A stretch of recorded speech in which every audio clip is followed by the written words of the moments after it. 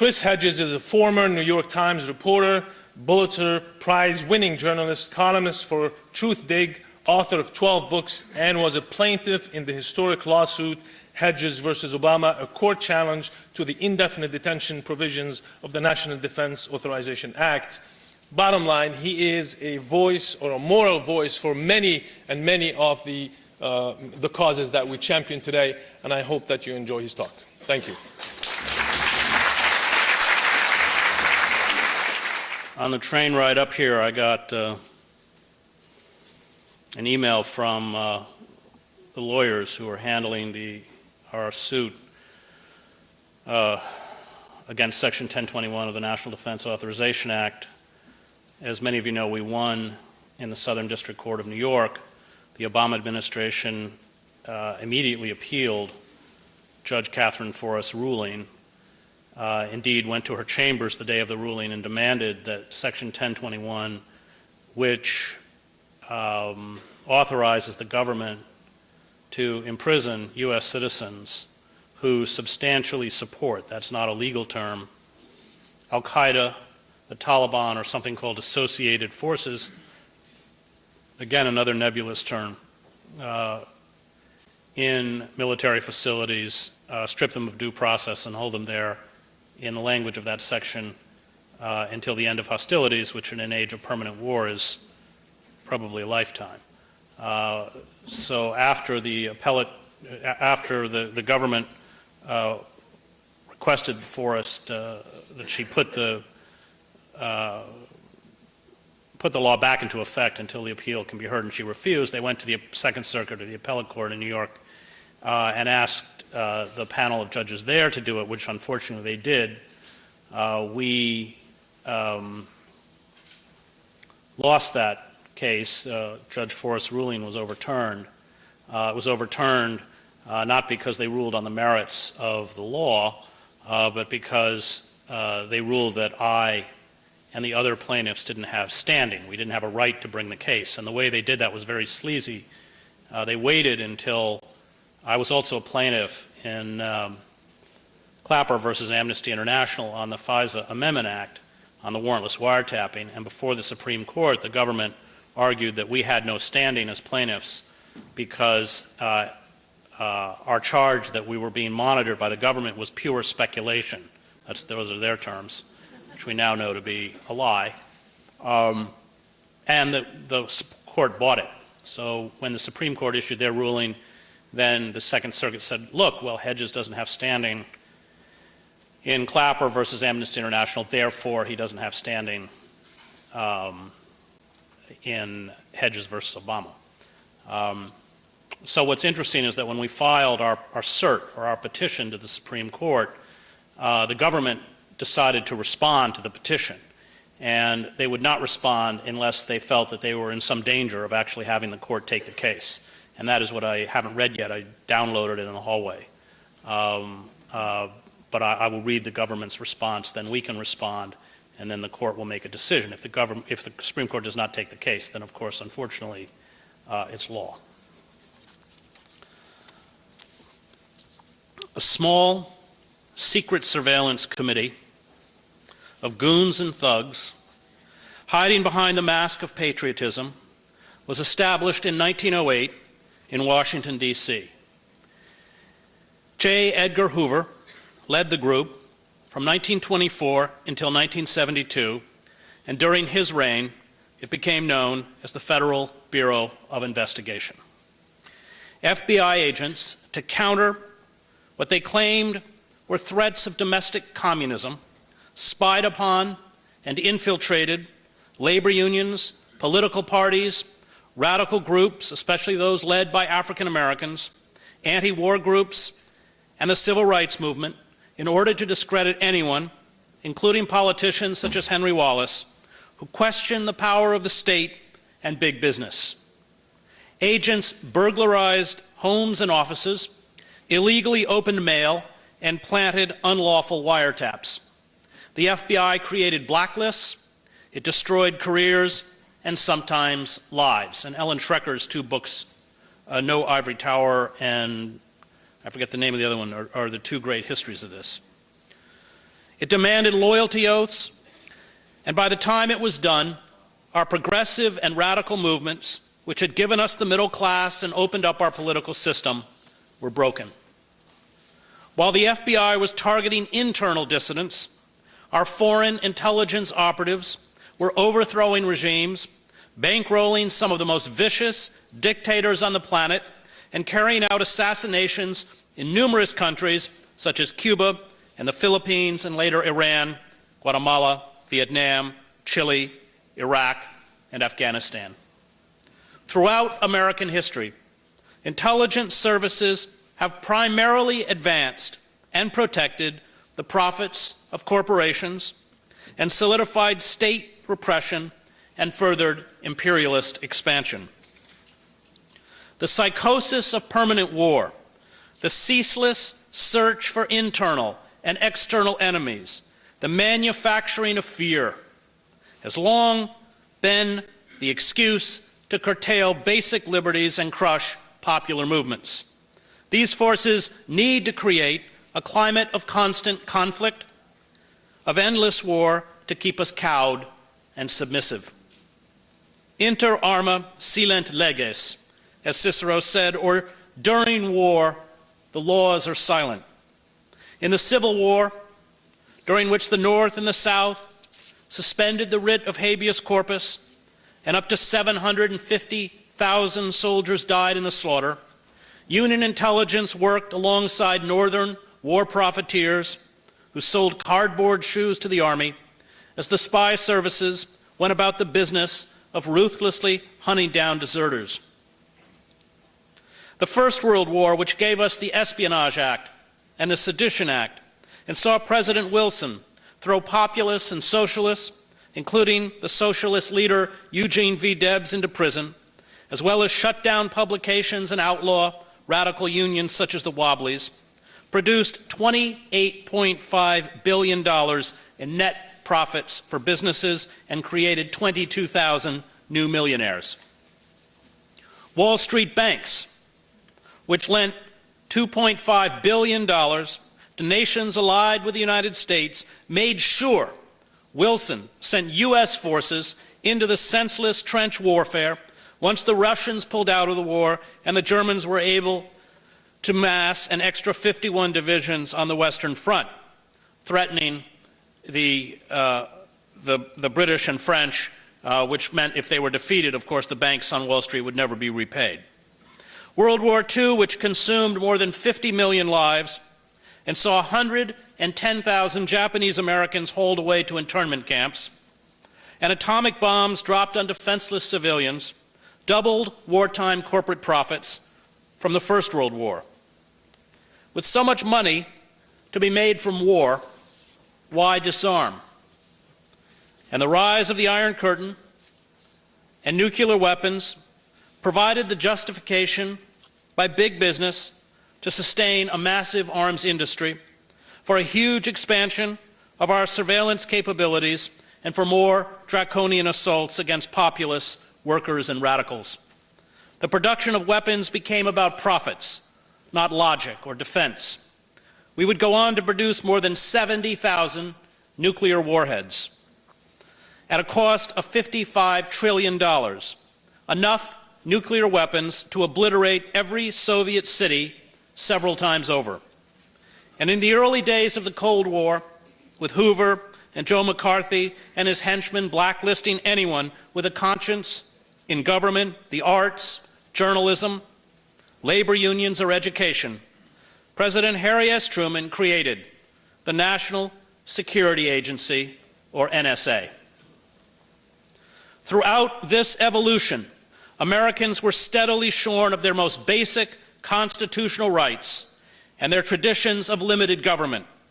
U.S. intelligence agencies were always anchored in a system of secrecy, with little effective oversight from either elected officials or ordinary citizens.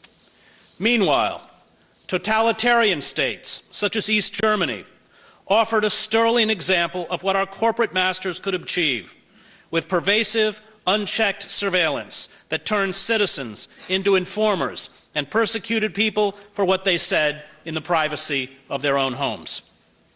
The NSA has now perfected this system of mass surveillance, the one pioneered by its architects in states such as East Germany. In the 1960s, the US government used the FBI to spy on civil rights leaders, the Black Panthers, the American Indian movement, critics of the Vietnam War. Just as today it spies on Muslims, Occupy activists, environmentalists, whistleblowers, journalists, and dissidents. When the FBI's covert dirty tricks programs known as COINTELPRO was exposed in the 1970s by activists who broke into an FBI office, stole files, and made them available to the press,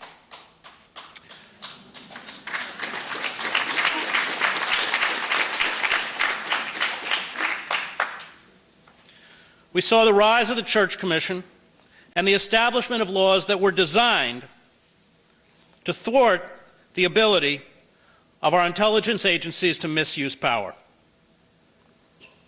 But these reforms have been steadily repealed and reversed. The crimes for which Richard Nixon, along with the abuses of power by the FBI that prompted the very formation of the Church Commission, are now legal. Our liberty has been sacrificed on the altar of national security. To obtain your personal information, the FBI can now freely issue national security letters to your bank, your doctor, your employer, your public library, or any of your associates without a judicial warrant, and you will never be notified of an investigation. It can collect and store in perpetuity all your metadata of your email correspondence and phone records and track your geographical movements everywhere. It can assassinate U.S. citizens if it brands this citizen to be a terrorist. It can order the military under Section 1021, as I mentioned, to arrest you, strip you of due process, and hold you indefinitely in military detention facilities, including in our offshore penal colonies.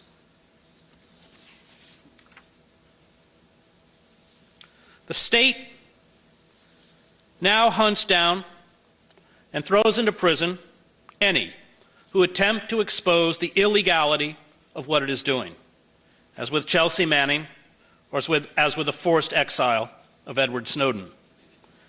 And this is always how totalitarian secret police forces work, from the SS to the KGB to the East German Stasi. Dissent is criminalized, truth is hidden. And of course, like these older security services, ours engages in torture.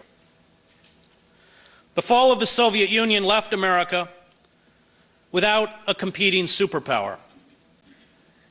This threatened to delegitimize the state's massive spending on war and state security, now more than 50% of our budget. But a tiny group of Islamic radicals who never posed an existential threat to our country emerged to take the place of the old communist bloc. The politics of fear, the psychosis of permanent war, were continued with only minor adjustments to the language and iconography. The illegal and disastrous occupations of Iraq and Afghanistan, along with our indiscriminate bombing through drones of countries such as Pakistan and Somalia, coupled with the war crimes that Israel is carrying out with our assistance against the Palestinian people, are driving many in the Muslim world into the arms of these militant groups. The United States has become perhaps the most hated nation on earth. At the same time, globalization, the corporate policy of creating a worldwide neo-feudalism of masters and serfs, means there is a growing need on the part of the oligarchic elite to spy on the masses at home and abroad, to prevent unrest and revolt. After all, if you are a worker, things are only going to get worse.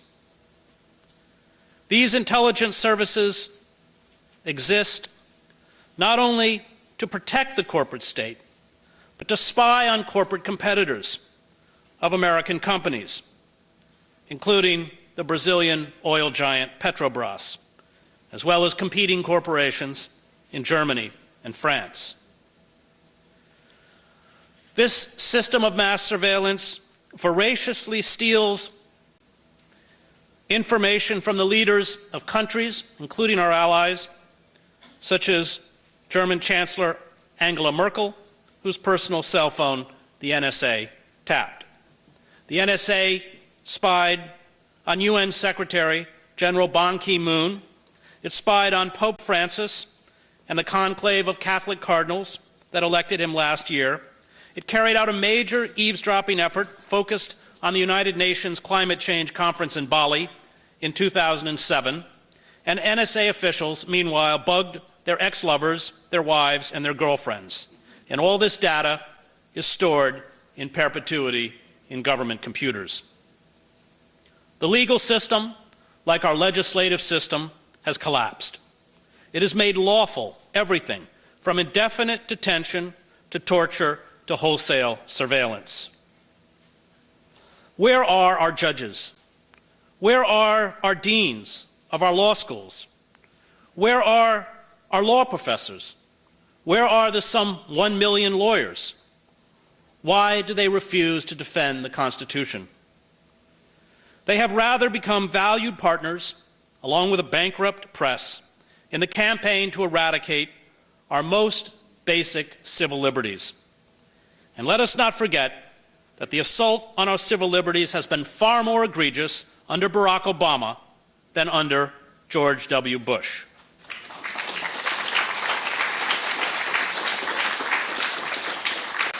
The security state and our for-profit military-industrial complex masterfully manipulated the trauma of September 11th. These forces used the attacks as an excuse to increase the massive pilfering of taxpayer dollars, especially by the Department of Homeland Security, which has a public budget of $98.8 billion. The truth, however, is that the system of internal security is so vast and so secret, no one in the public has any idea how large our programs are or how much we spend. The irony is that our 16 intelligence agencies overlooked the numerous signs and evidence leading up to the 9/11 attacks.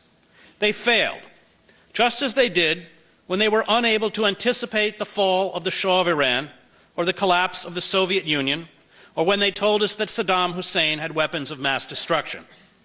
But there is a rule in Washington: never reform failed bureaucracies. Never hold government officials accountable. Rather, give them more money, and above all, keep failure a secret. Relationships with foreign intelligence services have, at the same time, vastly expanded our system of global mass surveillance, creating an immense global system that obliterates the rights of people at home and abroad.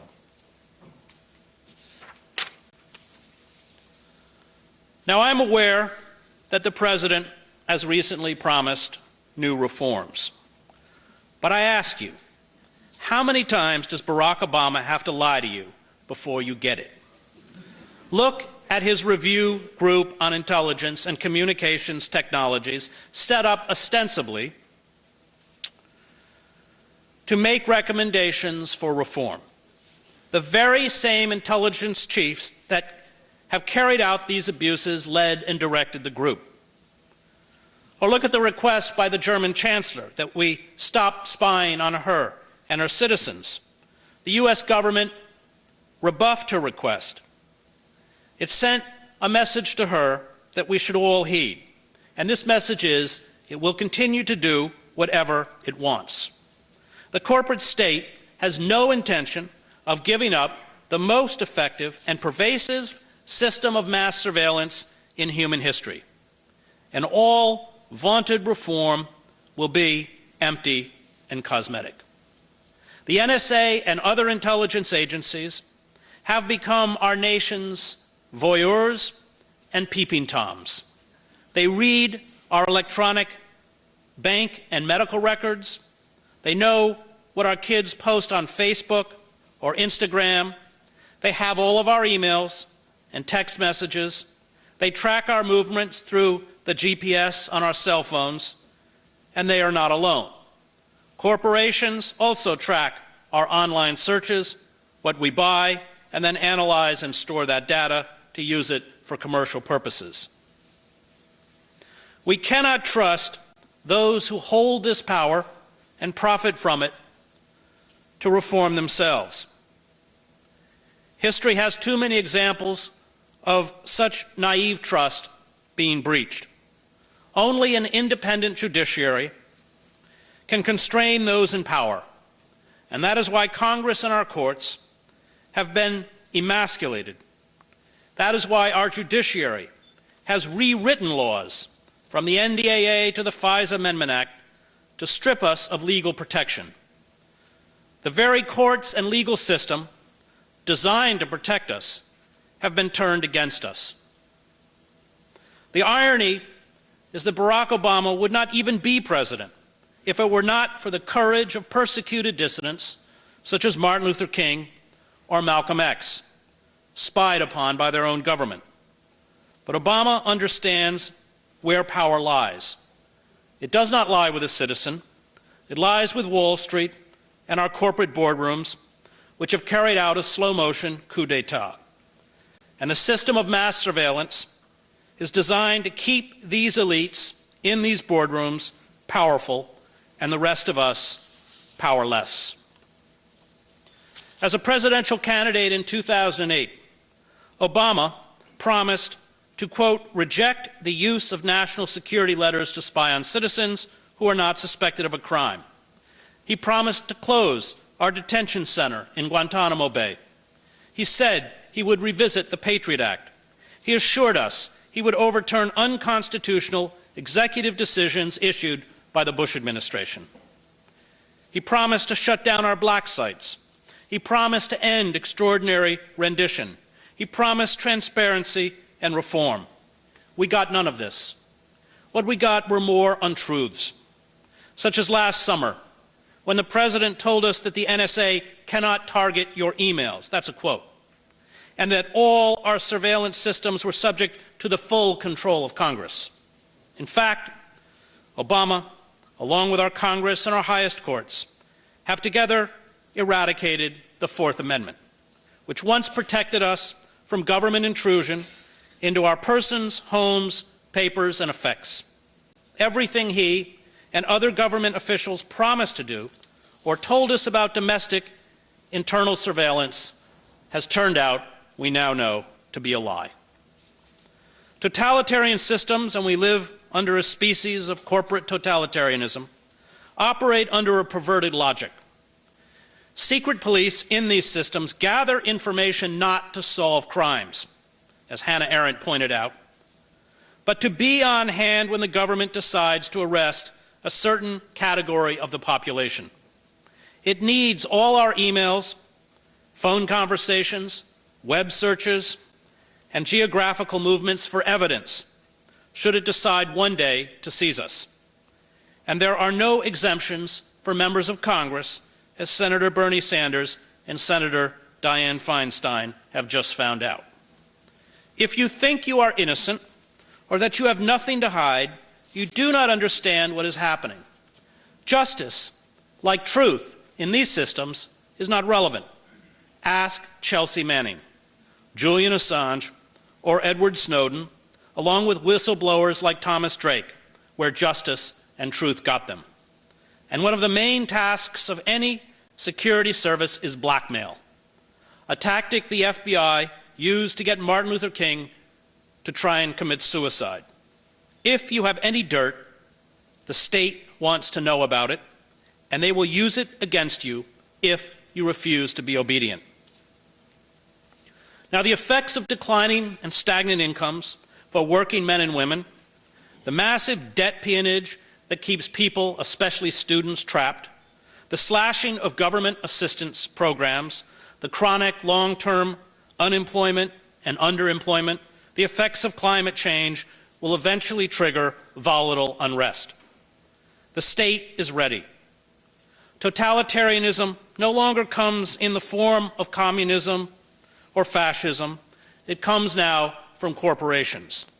And these corporations fear those who think and write, those who speak out and form relationships freely.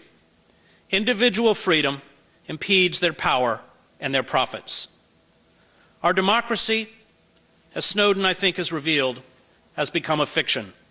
The state, through elaborate forms of political theater, seeks to maintain this fiction to keep us passive.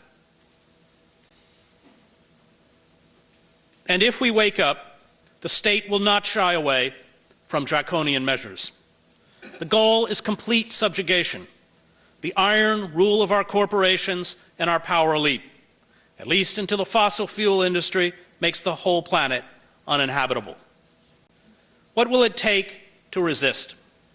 How will we dismantle the power of the corporate state as long as it has a pervasive security and surveillance apparatus?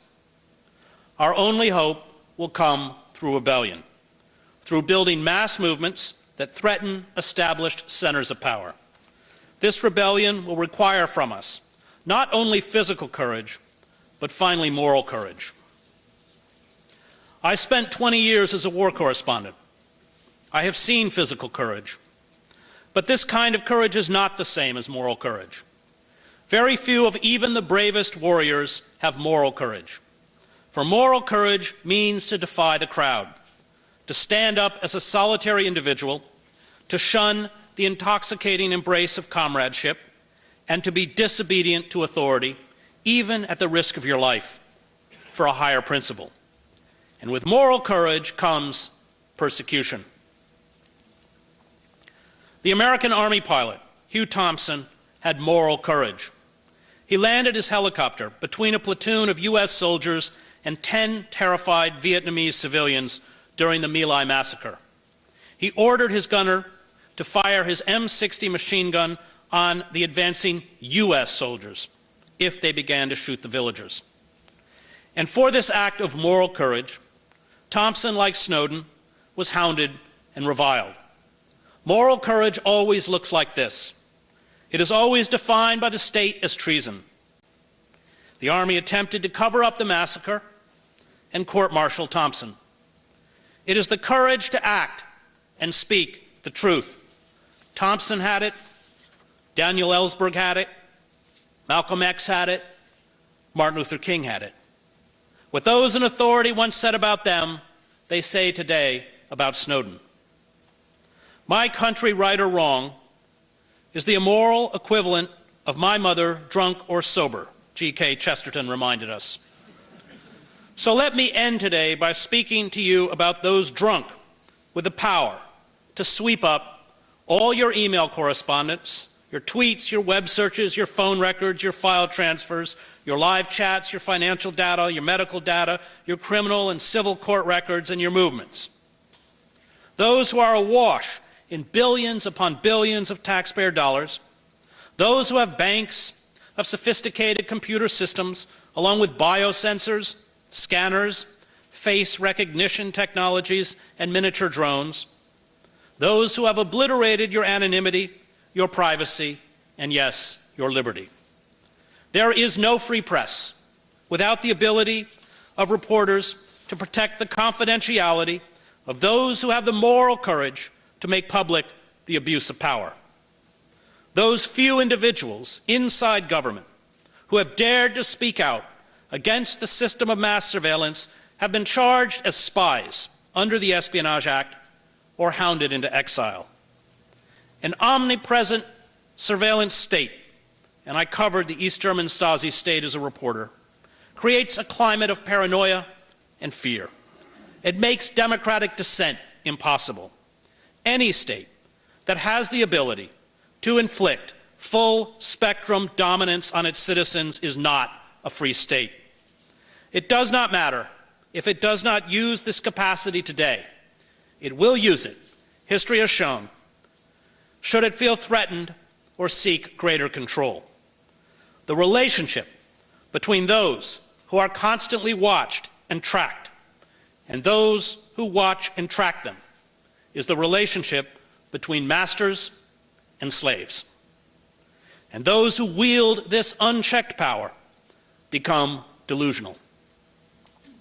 General Keith Alexander, the director of the National Security Agency, hired a Hollywood set designer to turn his command center at Fort Meade into a replica of the bridge of the Starship Enterprise so he could sit in the captain's chair and pretend he was Jean-Luc Picard.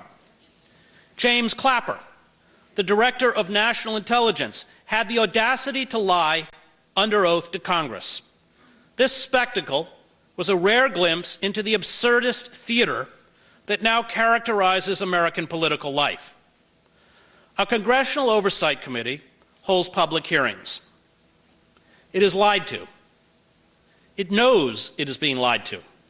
The person who lies knows the committee members know he is lying, and the committee, to protect their security clearances, says and does nothing. I was, as I mentioned, a plaintiff before the Supreme Court in Clapper versus Amnesty International, which challenged the FISA Amendment Acts of 2008. These acts authorize surveillance without a showing or probable cause that a targeted person is an agent of a foreign power. The court, as I mentioned earlier, dismissed our lawsuit because it said that the idea we were targets of surveillance was based on speculation. This Supreme Court ruling was then used, as I mentioned, to support the Obama administration's appeal of our successful challenge to Section 1021 of the National Defense Authorization Act.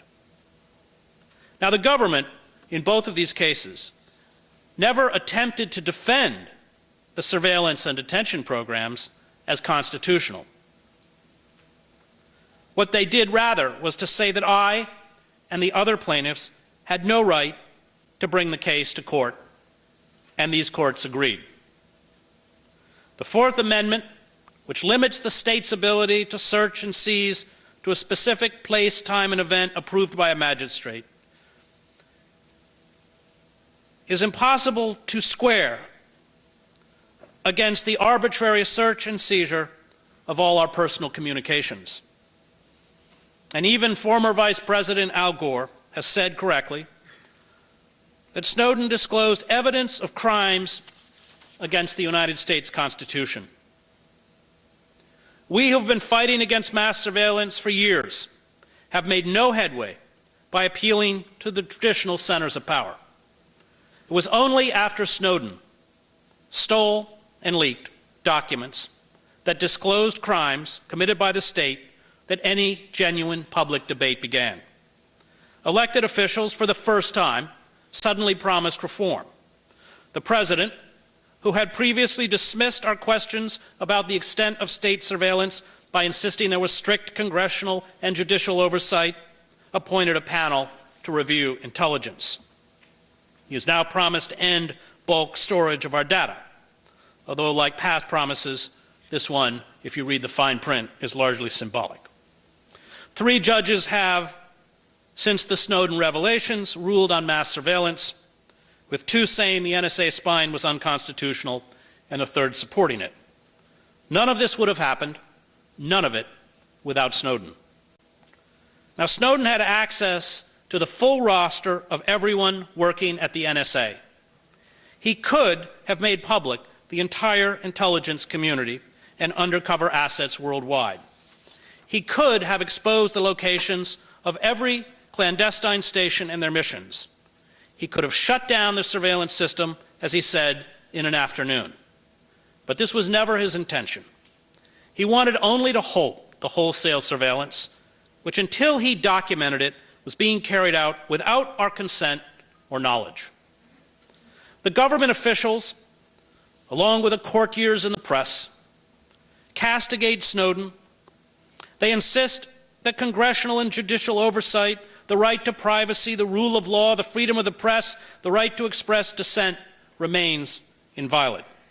They use the old words and old phrases, old laws and old constitutional guarantees to give our corporate totalitarianism a democratic veneer. They tell us the system works. They tell us we are still protected by the Fourth Amendment, the right of the people to be secure in their persons, houses, papers, and effects against unreasonable searches and seizures, which shall not be violated, nor shall warrants be issued but upon probable cause, supported by oath or affirmation, and particularly describing the place to be searched and the persons or things to be seized. Yet the promise of that sentence in the Bill of Rights is pitted against the fact that every telephone call we make, every email or text we send or receive, every website we visit, and our travels are tracked, recorded, and stored in government computers. A technical system of surveillance that was originally designed to monitor those considered to be a danger of the state has, in the words of my friend, the NSA whistleblower, Bill Binney, been turned against you. And we now live in what the German political scientist Ernst Fraenkel called the dual state. Totalitarian states are always dual states. In the dual state, civil liberties are abolished in the name of national security. The political sphere becomes a vacuum as far as the law is concerned.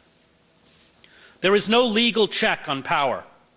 Official bodies operate with impunity outside the law. In the dual state, the government can convict citizens on secret evidence in secret courts. It can strip citizens of due process and detain and torture or assassinate them, serving as judge, jury, and executioner. It rules according to its own arbitrary whims and prerogatives.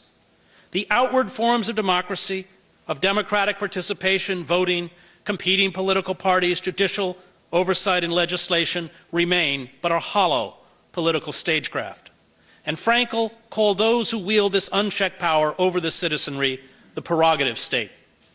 The masses in a totalitarian structure live in what he termed the normative state. The normative state, he said, is defenseless against the abuses of the prerogative state. Citizens are subjected to draconian and arbitrary laws and regulations, as well as random searches and arrests. The police and internal security are omnipotent. The internal workings of power are secret.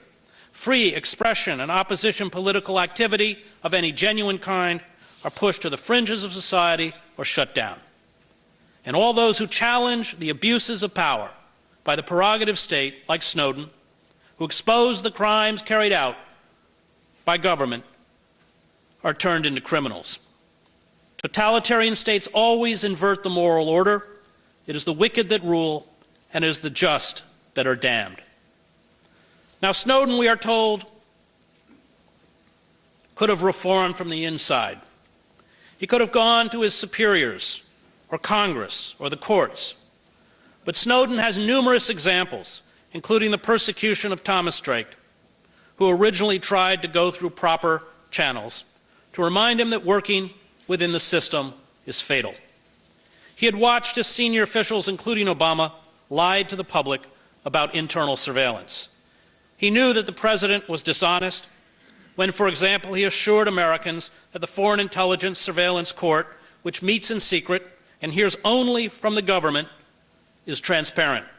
He knew that the president's statement that Congress was overseeing the entire program was false. He knew that everything the Director of National Intelligence, National Intelligence, James Clapper, told the press, the Congress, and the public about the surveillance of Americans was untrue. And he knew that if this information were to be made available to the public, he would have to do it through a few independent journalists whose integrity he could trust. This deadly impasse, the tightening of the corporate totalitarian noose, would have continued if Snowden had not jolted the nation awake by disclosing the massive crimes of the prerogative state. Snowden's revelations triggered for the first time a genuine public debate about mass surveillance. Since the disclosures, we have had 3 judges, as I mentioned, rule. A presidential panel has established, and some members of Congress, although this was the body that authorized the Patriot Act and Section 10.2 215, which ostensibly permitted wholesale surveillance, have expressed dismay at the extent of the NSA's activities and the weakness of its promised reforms. I do not trust the system to reform itself. But before Snowden, we had nothing. Snowden's revelations made us conscious. And as George Orwell wrote in 1984, until they become conscious, they will never rebel. Societies such as ours, that once had democratic traditions or periods when relative openness was possible, are often the most easily seduced into totalitarian systems, because those who rule and build totalitarian structures continue to pay outward fealty to the ideals, practices, and forms of the old system. This was true when Emperor Augustus dismantled the Roman Republic. It was true when Lenin and the Bolsheviks seized control of the autonomous Soviets and ruthlessly centralized power. It was true following the collapse of the Weimar Republic and the rise of Nazi fascism. Thomas Paine described despotic governments as a fungus growing out of a corrupt civil society. And this is what has happened to us. No one who lives under constant surveillance, who is subject to tension anywhere at any time, whose conversations, messages, meetings, proclivities, and habits are recorded, stored, and analyzed is free. Yet the corporate state assures us that our rights are sacred, that it abides by the will of the people, that the Fourth Amendment remains intact, and that our system has the consent of the governed. The defense of liberty, which Snowden exhibited when he cast his fortune, his safety, and his life aside to inform the public of the forces arrayed against our constitutional rights, entails grave risks. It demands personal sacrifice. Snowden has called us to this sacrifice. He has allowed us to see who we are and what we have become. He has given us a chance. He has also shown us the heavy cost of defiance. It is up to us to seize this chance and dismantle the corporate state. This means removing from power those who have stolen our liberty and lied to us. It means refusing to naively trust in their cosmetic reforms.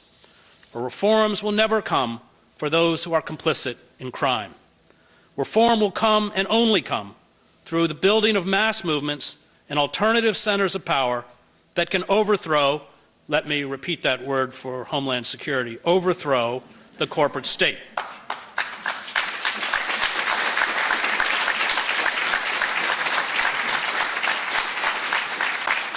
If we fail to sever these chains, we will become like many who did not rise up in time to save their civil society's human chattel. This means we too must defy the law and engage in civil disobedience.